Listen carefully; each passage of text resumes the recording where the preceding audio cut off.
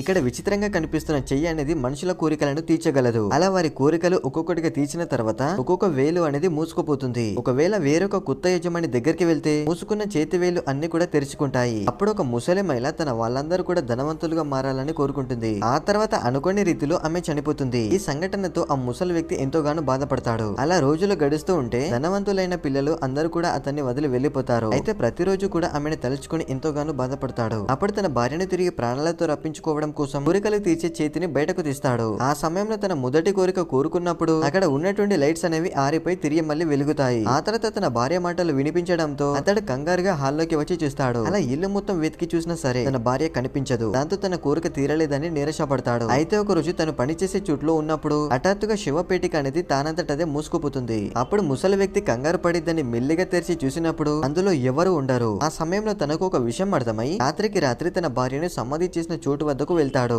ఆ తర్వాత సమాధి తవ్వి అందులో ఉన్న శివపేటికను తెరిచి చూసినప్పుడు అతడి భార్య ప్రాణాలతో ఉంటుంది. వీడియోని సెలెక్ట్ చేసి ఎలా ఉందో కామెంట్ చేయండి ఫ్రెండ్స్.